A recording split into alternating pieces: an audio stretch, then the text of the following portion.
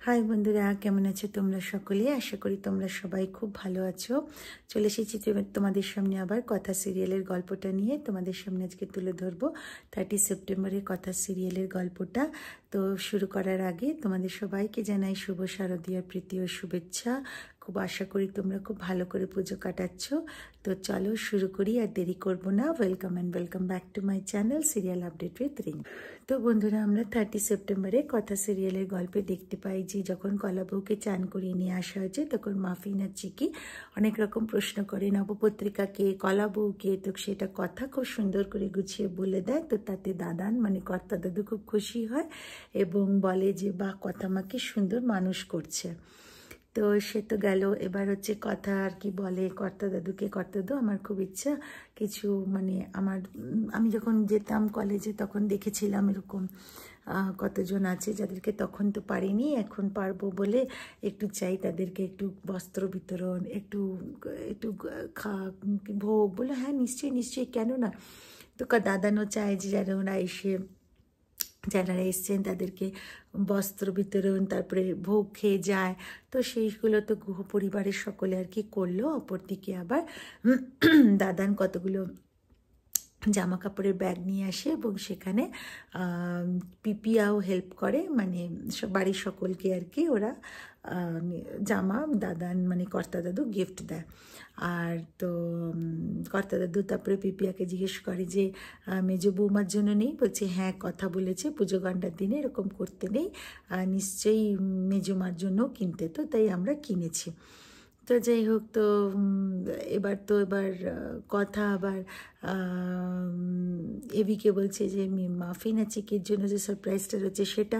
তো মাফিন আর চিকিকে ঘরে আসতে বলা হয়। মাফিন আর চিকি বলছে না আজকের দিনে পড়বো না, আজকের দিনে পড়বো না। তো তখন কথা বলছে দেখুন পড়ার নামে ওদের কী আতঙ্ক। তো যাই হোক, ওদেরকে তো কথা আর এভি জামা কাপড় দেয়, ওরাও খুব খুশি হয়ে যায়, বলে এটা আমাদের নতুন জামা, বা খুব ভালো।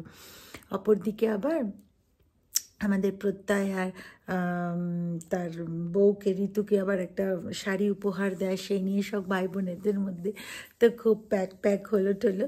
অপরদিকে আবার এভি আবার কথাকে শাড়ি উপহার দেয়, সকলে সেটা দেখতে থাকে। আর তখন মানে তারপরে ছোটকা আবার এসে বলে না না আমরা কিছু দেখিনি। তো তখন কথা বলে এই আপনার জন্যেই যত এইসব হয়, এভিকে বলছে। তো যাই হোক, তো এইসব আর কি হতে থাকে।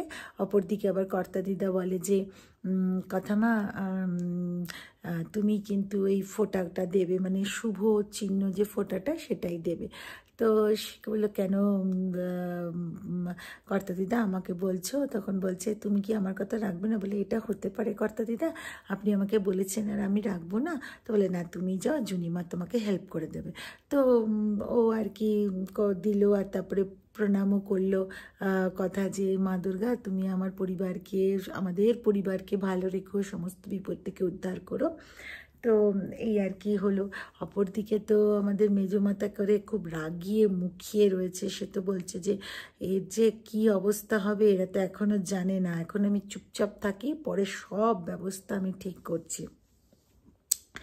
তো যাই হোক, তো অপরদিকে আবার দাদানও কর্তা দিদাকে বলছে, মানে কর্তা দাদু যে কি সুন্দর আমাদের কথা মার মানে বুদ্ধি এবং কথা মার যে চিন্তা ভাবনা, এ মানে সত্যি অসম্ভব। এই যে বস্ত্র বিতরণ করা, তারপরে ভোগের জন্য ওদেরকে ডাকা, কি সুন্দর, কত ভালো ভাবনা। তো এটাই আর কি আমরা খুব মানে মুগ্ধ হলাম কথা মারি ব্যবহারে। তো বন্ধুরা, এটাই ছিল হচ্ছে 30শে সেপ্টেম্বরের কথা সিরিয়ালের এপিসোডটা। আর আগামী পর্বে আমরা দেখতে পাবো যে কর্তা দিদা বলে কথাকে যে কথা মা তুমি ভোগ রান্না করবে, জুনিমা হেল্প করে দেবে। তো এইটাতে কিন্তু মেজমার গায়ে আপত্তি লাগে। মেজমা কিন্তু হাততালি দিতে দিতে সে বলে প্রত্যেকবারে ভোগের রান্না আমি করেছি, আপনার বড় বউ যখন থাকতো না তখনও কিন্তু এই রান্না আমি করেছি এবং খুব নিষ্ঠা ভরে করেছি। আজকে আপনি বলছেন কথাকে করতে, আমিই করবো এই ভোগের রান্না, দেখি আমাকে কে আটকায়। তো এটা আমরা আগামী পর্বে দেখতে। তো বন্ধুরা, আশা করি ভিডিওটা ভালো লেগেছে। ভিডিওটা ভালো লেগে থাকলে লাইক শেয়ার আর কমেন্ট করে দিও, চ্যানেলটা সাবস্ক্রাইব করতে ভুলো না কিন্তু। চলো গো বন্ধুরা, দেখা হবে একটা পরবর্তী ভিডিওতে, ততদিনের জন্য টাটা, ভালো থেকো।